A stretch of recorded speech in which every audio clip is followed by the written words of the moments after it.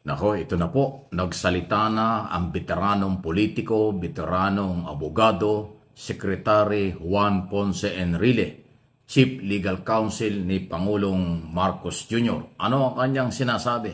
Dito sa kanyang Facebook post, ano sinasabi niya? Pinuna at binatikos ni Chief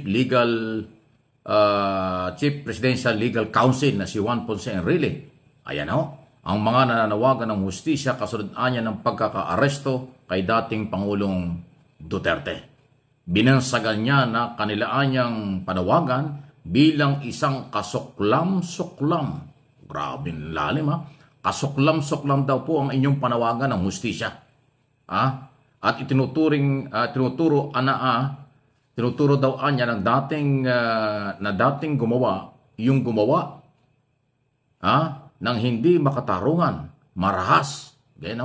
Gumawa ng hindi makatarungan, marahas sa mga gaya ng ay ginagawa niya ng mga desperado.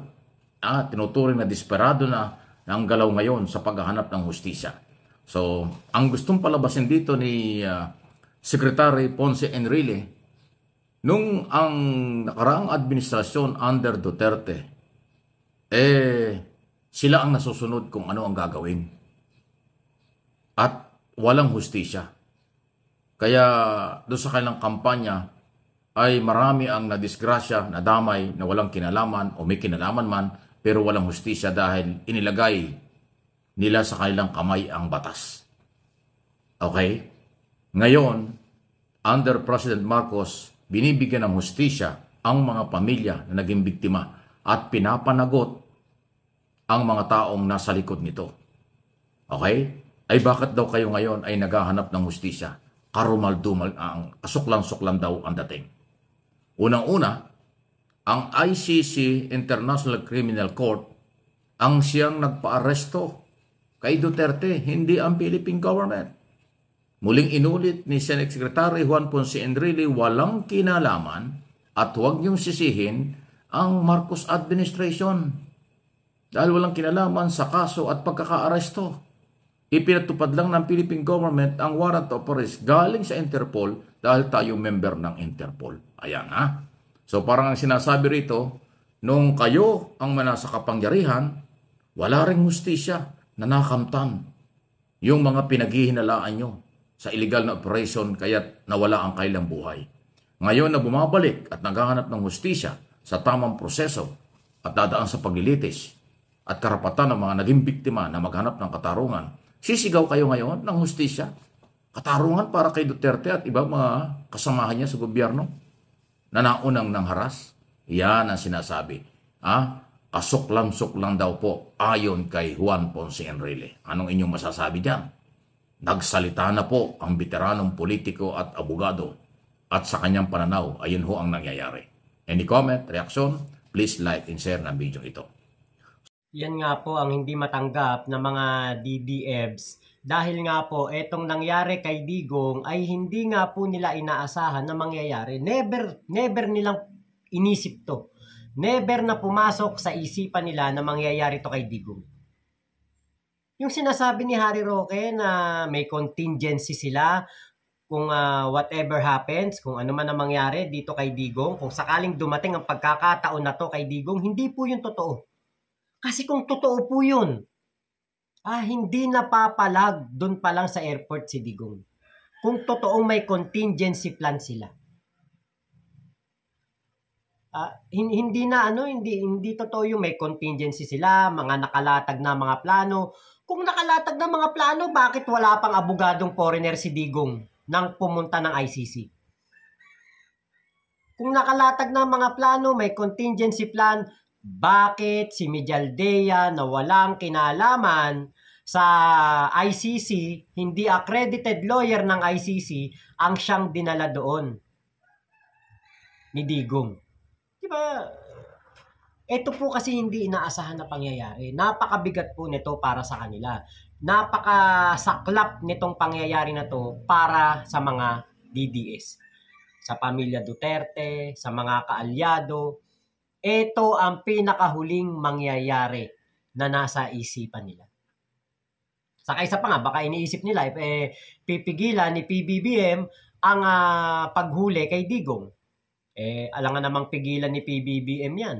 Kesa, di ba, sawayin niya ang pananagutan natin sa Interpol, baliwalain ng Interpol, kapalit ng hindi pagpapahuli kay Digong, di ba?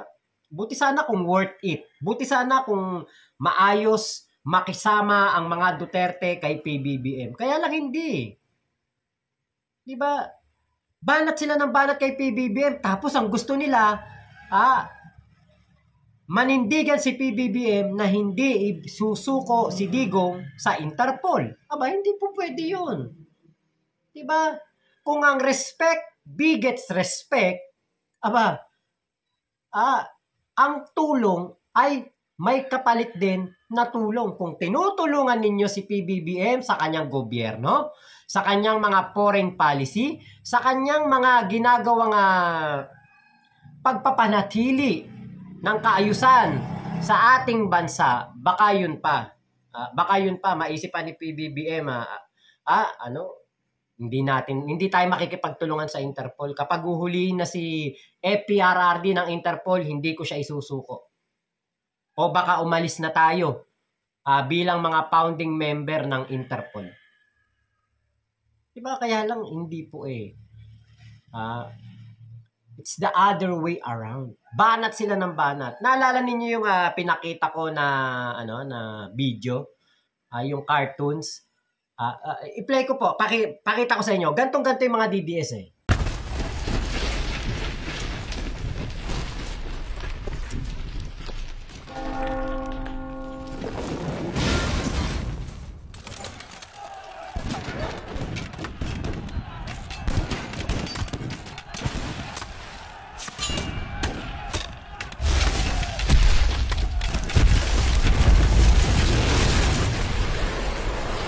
Di ba? Ganyan-ganyan ang mga DDS.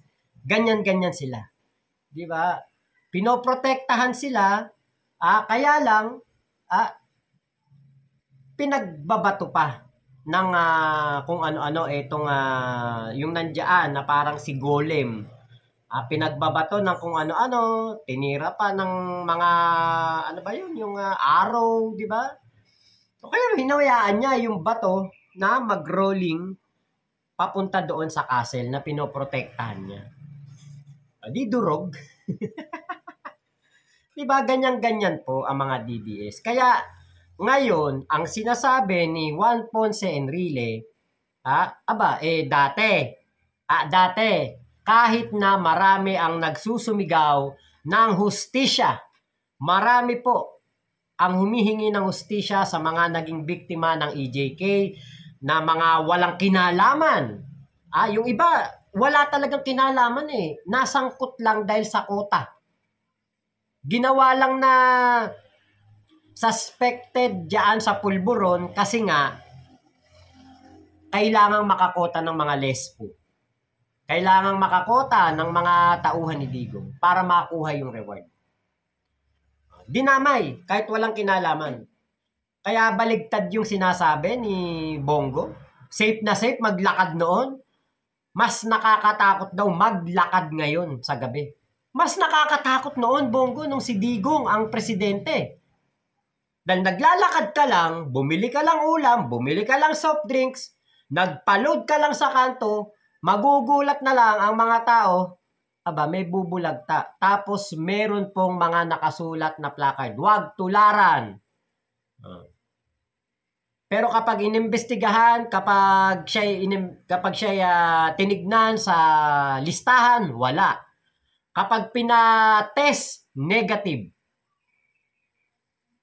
Walang kahit ano man lang na history na nasangkot siya sa pulburon. Ganyan po. Di sana, di ba? Kung noon pa lang nakinig na si Digong sa panawagan ng human rights, sa panawagan ng mga naging biktima niya, di sana wala siyang problema ngayon. Kaya lang, wala eh. Naging palalo. Naging siya, yung power trip siya. Ako presidente. Ako masusunod. Kahit iutos ko. Ganon na nangyari kay Digong. Sunod na ating pag-usapan. Ito na nga po. Mukhang nag-iba na talaga ang pananaw at paniniwala ni Senador Bato de la Rosa na dating PNP chief. Ilang beses na rin natin na topic ito dahil ating pinaniwala ng kanya sinasabi na siya ay susuko, siya ay haharap sa warrant of arrest at siya ay susunod at sasamahan niya si Duterte sa ICC. Ngayon po nabaliktad na ang lahat. Hindi na niya sinasabi na sasamahan si Duterte sa kulungan sa ICC. Sa halip ang kanya sinasabi ngayon ay hindi siya magpapahuli. Siya ay magtatago na lang habang hindi daw niya nakikita ang hustisya. Aba, Senador, hindi mo makukuha ang hustisya kapag hindi mo hinarap ang warrant of arrest sa oras na lumabas ito. At may dahilan po kung bakit nag-iba na ang ihip ng hangin dito kay Senator Bato. Alam niyo po ba na hindi pala talaga siya pwedeng kupkupin ng Senado? Panoorin po ninyo itong balita na to. Sir, speaking of Senator Bato, anong masasabi niyo dun sa parang plano niya to ask for a refuge sa Senate? Kung nandyan na yung warrant of arrest, hindi ba talaga pwedeng ma-effect yun kahit nasa loob siya ng Senado? Well, ang sabi ng saligang batas, a member of the Congress, Senate, or the House cannot be arrested while the Congress is in session. Say on one condition, Congress must be in session. Second, the penalty imposed for the offense being charged is less than 6 years. So, klarong-klaro, pag wala ang hindi Congress is not in session, he can be arrested. But regardless of the kind of offense. So ngayon, pag lumabas yung warrant of arrest today, pwede siyang arrestuin dahil wala namang session ng Congress ngayon eh. Kahit nasa loob siya ng Senate premises. Session until after the election. So wala siyang protection now from Congress. Secondly, kahit na nasa session ng Congress, hindi siya mag-qualify dahil ang penalty ng charge sa kanya ngayon is 30 years imprisonment. So hindi kasi ang sa Constitution dapat ang penalty lang less than 6 years. Hindi ka pwede arrestuin while Congress in session. So yun ang hindi niya magamit talaga ang immunity as a senator. So tama naman si Senator Chis Escudero, di ba? Pwede talaga na hindi mahuli si Digong sa loob ng Senado habang may session. Pwede siyang kupkupin ito, pwede siyang protektahan ito. Pero dahil sa bigat po ng kinakaharap na asunto nitong si Bato de la Rosa, 30 years po pala ang parusa dito. 6 years lang pala yung pwede na protektahan ng Kongreso or ng Senado. Di ba? Yan po ang nalaman siguro ni Bato de la Rosa, kaya ang sabi niya, siya ay hindi na lang magpapahuli. Hindi na lang niya ito haharapin. At nagpalusot na wala daw po siyang nakikitang hustisya dito sa ating bansa. Sa totoo lang po, hindi talaga makikita ni Bato ang hustisya. Bakit? Sila kasi ay nasanay na sila ang naguhusga. Nasanay kasi si Bato. Nasanay si Digong na sila ang boss. Di ba sabi nga ni Robin Padilla, mahirap dito sa dahig kasi hindi tayo ang boss. Nasanay kasi na sila ang naguutos. Isang kumpas lang ng kamay, may mangyayari na. Isang utos lang, alam na nila. Sila ang hustisya. Diba? Nasanay kasi sila na sila ang makapangyarihan. Ngayon, binabawi na po. Naniningil na po ang tadhana. Napakahirap pigilan po niyan. Kaya, etong si Senator Bato, di ba, kung siya ay mananalo at hindi siya magpapakita sa Senado, pwede siyang sibakin bilang senador. Nangyari na yan kay Arnie Tevez. Hindi umaaten ng mga sesyon. Sinibak. Pinagre-report sa Kongreso, hindi nagpunta, sinibak. So si Bato, pwede rin mangyari sa kanya yan. Pwede rin. Pwede rin.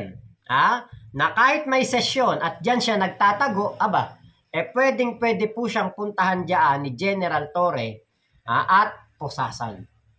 Bakit? Dahil nga po, hindi po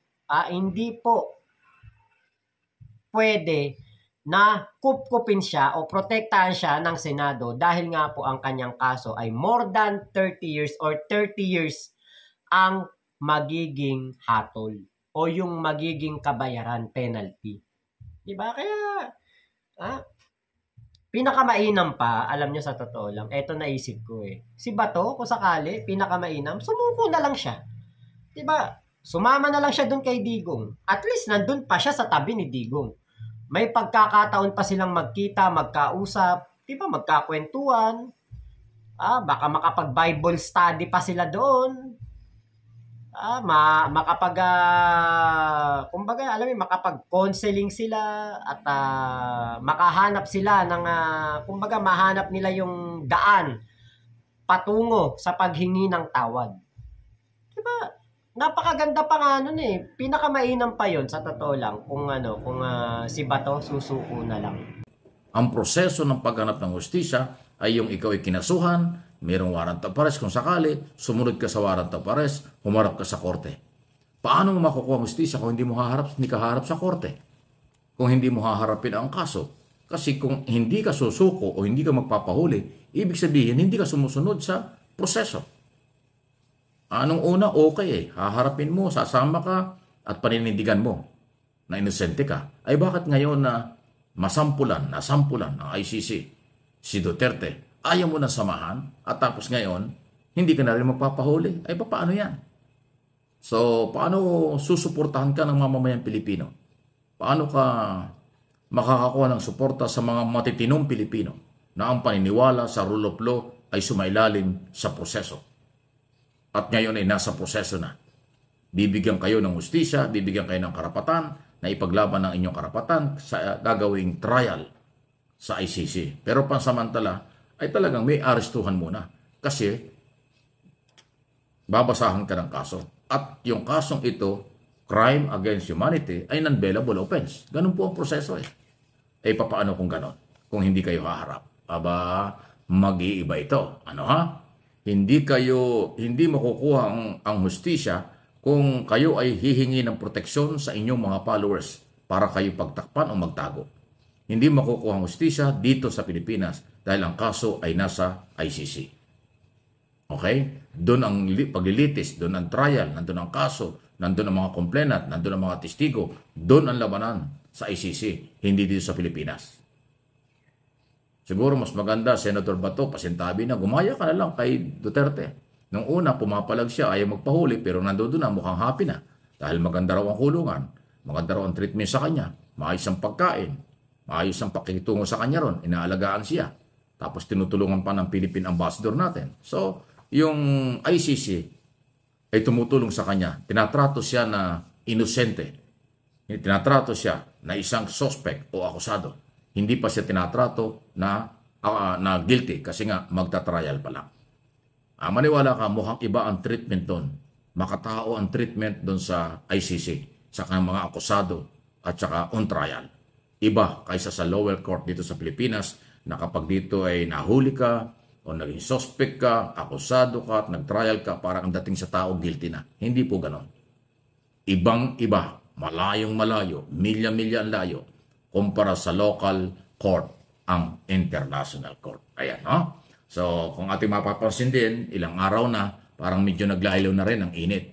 Hindi katulad nung unang araw mula nung March 11 na mahuli si Duterte, hanggang 2, 3, 4 na araw, masyadong mainit. Ngayon po ay 20, 21 na, medyo naglalaylo na. Ang maingay lang ay yung mga kandidato kasi ginagamit talaga yan. Yung mga rally ng mga kandidato for election. Yung rally ng mga kandidato, hindi na yun para kay Duterte. Ito ay for election na. Ginagamit nilang publicity na. Itong isyong ito para sa kailang interest pampolitika. Ayan po ang mabigat yan. Kaya after election, malamang maglalaylo talaga yan. Kasi wala na magrarally na politiko pag tapos na eleksyon. Tapos na Lalo na pag natalo. Sa tingin niyo yung matatalo ng kandidato, tatayo pa sa stage yan para manindigan. Hindi na. Ngayon, maingay lang sila kasi kandidato sa local and national position. In other words, sa akin pong sariling opinion ko lang po ito, analysis, nagagamit at ginagamit ng mga politiko ang pagkakahuli kay Duterte. Pagkatapos ng eleksyon, wala na, hindi na magagamitan. Ibang issue na ho yan. Ayan, maging maingat. At dun ho sa sinasabi ni Enrile, masakit yun. Pero wala tayong magagawa. Yun ang kanyang tingin sa kasalukuyang nangyayari. Gamit na gamit nila si Digong, di ba? Yung si Marcoleta. Gusto pa nga na gawing pamalit kay Jose Rizal si Digong. Sus Mariosep naman, Marcoleta. Si Jose Rizal, hindi yan walang kaibigan niya na pulburon Lord. Walang kaibigan niya na ganyan si Jose Rizal. Hindi yan nagpapagurgur. Si Jose Rizal hindi po binebenta o pinapamigay ang ating soberenya o ang ating mga isla sa West Philippine Sea. Bagkus pinagtatanggol niya. Kaya malabo yung sinasabi ni Marcoleta. Eto si Bato, di ba, nakita ninyo naman. Nagsalita pa ng BS doon po sa Liwasang Bonifacio. Alam niyo, sa totoo lang, yung Liwasang Bonifacio, tinawag na Liwasang Bonifacio, pero di ba, nabababoy po ang mga pinaglaban ng ating mga bayani. Nakapangalan kay Bonifacio yung liwasan, pero yung mga nandoon, tagapagtanggol ng mga Tsekwa. Kaya ewan ko dito kay Hani Lacunat. Di ba, pinapayagan niya yung mga ganyang dyan. Kahit na ba yan isang free space, o yan pwedeng pagganapan ng mga freedom of expression, mga rally. Diba? Ikaw ay mayor dyan. Payag ka, nababastos ang Liwasang Bonifacio. Anong klase kang mayor? Hani Lacunat. Diba? Kaya alam niyo po ito, sila Bato, Bongo, Lambino, Jimmy Bondo. Puro paawa effect na lang yan ang gagawin yan sa pagkahuli kay Digong. Puro simpatya na lang lagi. Simpatya kami, simpatya, kawawa, kaping-ape. Gano'n na lang palagi ang kanilang magiging plataforma. Lagi na lang nilang sasabihin, inapi sila, kinawawa. Pero ang totoo, sila ang mga dating ng aapi. Sila ang dating mga mapagmataas. Sila dati ang mga makapangyarihan. Na ngayon ay sinisingil na po sa kabayaran ng kanilang mga pagiging abusado. Yan yung sinasabi ni Juan Ponce Enrile. Nakakadire. Sila ngayon ang humihingi ng hustisya. Bakit? Saang banda kayo bibigyan ng hustisya? Yung mga tao nga na naging biktima ng EJK ang siyang dapat bigyan ng hustisya na hindi ginawa ni Digong. Hindi ginawa ni Digong at mas lalo pa pinatindi ang kanyang kampanya at ang mga naperwisyo ay ang mga kababayan natin na mahihirap. Yung mga mahihirap, bigla na lang natin nakikita, may takip na dyaryo, mga walang kalaban-laban, di ba? Pero yung mga mayayaman, party-party. Yung mga mayayaman, welcome na welcome. Kasi pinakita ni Digong na kunwari, galit siya sa pulburon. Galit siya doon sa mga mahihina, doon sa mga konti lang kung kumuha. Pero kung ikaw ay big time, sigurado, welcome na welcome ka. Ganon ang ginawa ni Digong. Ganon ang nangyari. Kaya po, di ba, ngayon, sinisingil siya. Hindi ito napaghandaan ng mga DDS. Hindi nga nila inisip na mangyayari to sa lifetime ni Digong. Akala nila talaga hindi mangyayari to. Kaya po, napakalaki ng kanilang pagkadismaya kay PBBM. Kasi, ang kanilang sinisisi, si PBBM. Pero ang katotohanan, tayo po ay sumunod lamang sa ating pananagutan sa Interpol. Ang dapat niyong sisihin, si Digong. Hindi siya umalis ng Interpol. Nanatili siya sa Interpol, umalis siya sa ICC. ang ICC pwedeng utusan o pwedeng makipagtulungan mag-request sa Interpol. Ayan na. Diba? Ayan na yun. Andyan na. Nangyari na. Yung pinakaayaw mangyari ng mga DDS. Pero wala na eh. Huli na ang lahat. Kahit ano pang ipagsigawan nyo, kahit ano pang habeas corpus ang gawin nyo, kahit katigan pa kayo ng Korte Suprema ng 1,000,000 beses, si Digong ay hindi na ibabalik ng ICC. Malabo na po. Malabo pa sa sabaw ng adobong puset ang inyong mga mithiin ngayon. Wala na. Si Sara nga tinanggap na di ba, na hindi na maibabalik si Digong. Ganon din sana kayo. Tigilan nyo na ang inyong imahinasyon. Wala na si Digong, hindi na maibabalik. So, yun lamang po, maraming salamat sa pagsama nyo dito sa aking vlog na ito. Ingat po kayo, nasa mang panig kayo ng mundo. Please support Sir Mike Abe YouTube channel, Mike Abe Opinions at MA Pinoy TV. Yun lamang po, maraming salamat. Mama chup chup, love you, God bless us all. Pilipinas, God first. Bye-bye po.